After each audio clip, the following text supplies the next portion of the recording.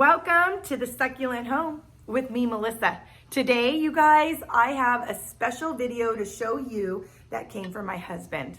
Today, it's my anniversary. My anniversary. I can't always carry a note, but I try. But it's my anniversary. It's 15 years married. And instead of my husband buying me a dozen roses, he knows me so well. He's like, I'm going to buy my wife, not roses, but succulents and cactus. And that's what he did. He knows me, and I appreciate that he pays attention to the little things in life when it comes to me. And I have a whole bunch of succulents and cacti that I want to share with you. But first, I want to share with you an encouraging word, because if you are a single woman and you're waiting on God to bring you your future husband, don't give up. Continue to seek the kingdom of heaven and all its righteousness, and all shall be added unto you. Keep the faith, knowing that all things are possible to those who believe. I did not think it was possible to be in a joyful marriage today, 15 years later. When I met my husband, I met him on a blind date. Good things come to those who least expect it. When you let go and you let God and you say, you know what, Lord, I'm tired of trying to find a man that fits my checklist and my to-do list. I know that you could pick out someone better than I can pick out for myself, because you know me more than I know myself. Because it says the secret things, the things that are in the heart, the Lord knows. The Lord knows. And so we can't fool him. He knows what we need. And so when you say, you know what, I give up my agenda, I give up this list, and I'm going to let you choose, if I am to be married, the right person that you created for me. And when we do that, it comes when you least expect it. Like I said, I met my husband on a blind date. I was a single mom when he met me. I was young, and I was already a divorcee. I thought I was a woman that had so much baggage. Who would want me? Who would want me? That's what I thought. I didn't have that great of self-esteem. Of course, I faked it till I make it. I would have never have told somebody that I thought those things of myself. I was that girl that, hey, if you wanted me to believe God for you, I was going to believe that the impossible was going to happen for you. But then when it came to myself, it was harder to believe that the impossible could happen in my life. And so although I hooked up my prayer with my mom, because my mom was like, no, we're going to pray for a good godly man for you, someone who's going to raise your daughter with you as though it's his own, someone who is has the heart of God. Needless to say, I heard her, and that I believe, yet, but that little doubt that comes in to say like, yeah, right. That you're praying that can happen, but that's never going to happen for you. But you know what? As soon as I said, you know what? No, devil, you's a lie. I'm not going to believe that. I know that I'm a daughter of a king, and that I am joint heir with the kingdom of God. And because of that, he's going to give me what he sees fit for me. And he has greatness for me.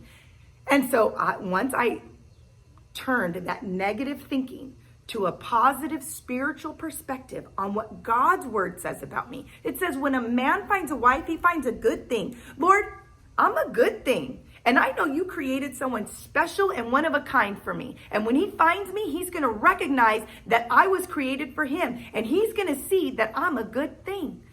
And let me just say, when I met my husband on a blind date, we talked on the phone first. And I was all like, when I heard him say hello, I was like, ooh, this dude sounds really nice on the phone. So then I was like, okay, Lord, he sounds nice on the phone. We got along on the phone. I was all like, okay, so please, Lord, let him be cute. You know, because our minds always go there first, right? Like our natural eye is always like, what's the package look? But you know what? It didn't matter. Because the connection on the phone, me knowing in my spirit already that that's who God had for me, isn't that crazy? For me to be able to say by a phone call without seeing this person that God already told me that this was who he brought me. But see, when you align your life with God, when God shows you signs and he gives you little glimpses into your future without it even happening yet, when things start happening, you start beginning to see God's plan unfold for you. And it's easier to receive it because now you're in a position where you've let go and let God. And because I was in that position, I was able to receive my blessing from a phone call and from a blind date. And 15 years later, I'm married to who I believe is who God created for me. He is my best friend.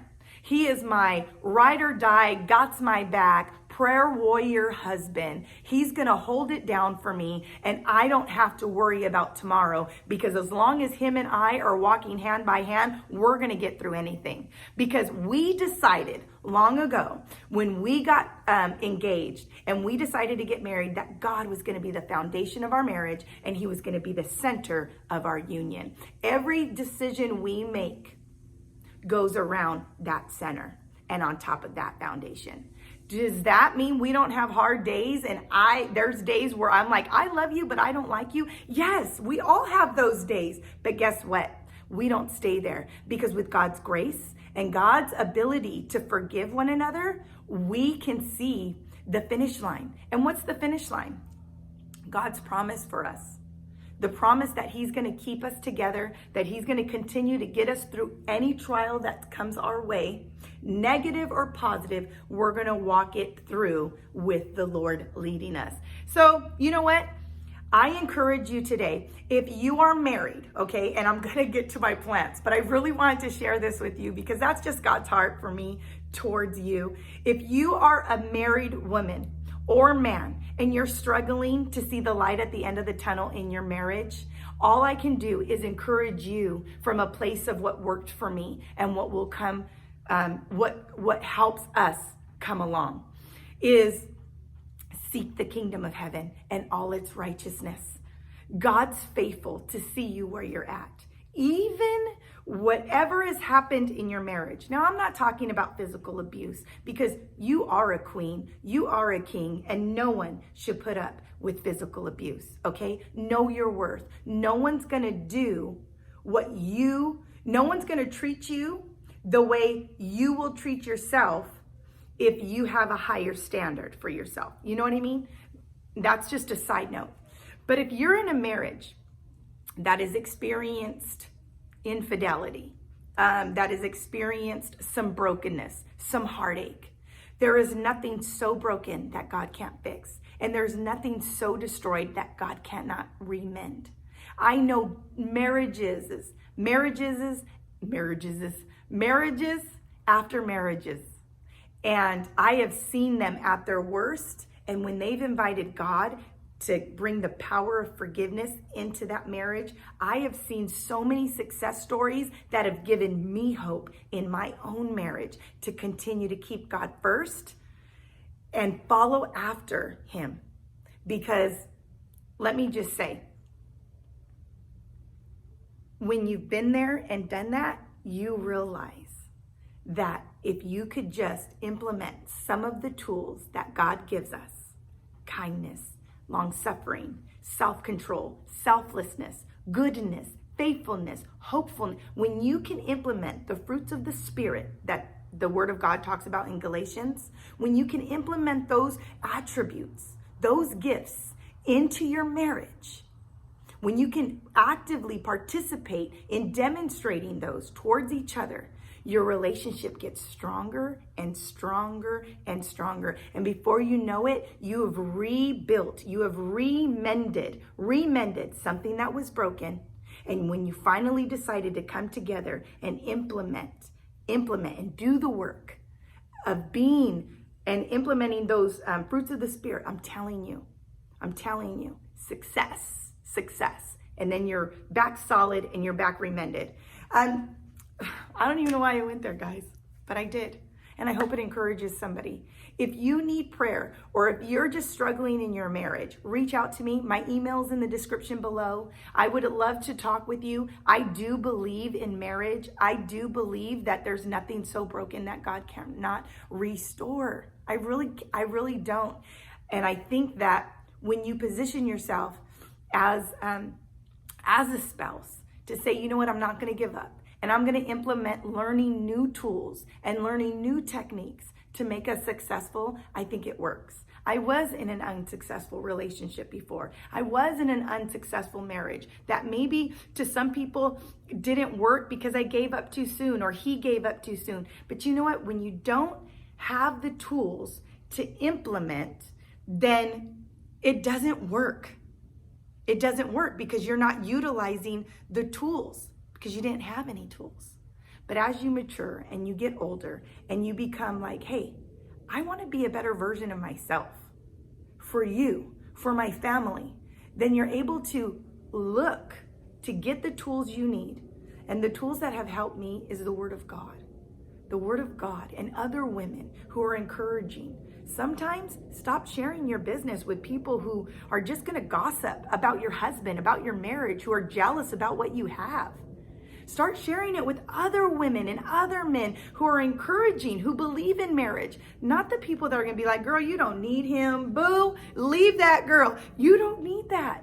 You need people who are going to be a part of your team, who are a part of your support system that is going to tell you, get up, girl, dust yourself off, keep it moving. It's going to get better. I'm here with you. Come on, guy, get up. I'll give you that attaboy pat on the back. Keep on doing what you're doing for you and your wife. It's all going to work out at the end. Come on, come on.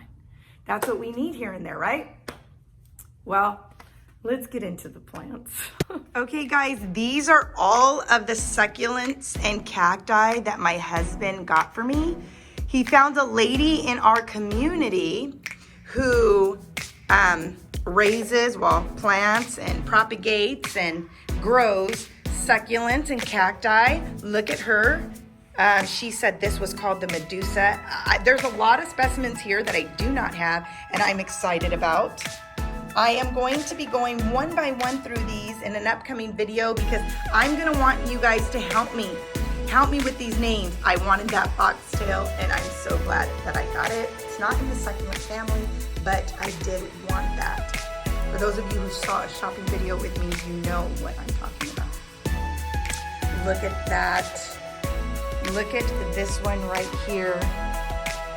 I just feel so loved, so special, and I am just appreciative of my husband and all the little details that he made in handpicking every single one of these to see and make sure that he made today special. I hope you guys like this haul. I know I talked a lot in the beginning. I don't want to take up too much of your time, but I love every single one of these. I don't know the name of this one. There's a lot of them that are in here that I do not have and I don't know the name. So I think I'm going to try to go one by one with these.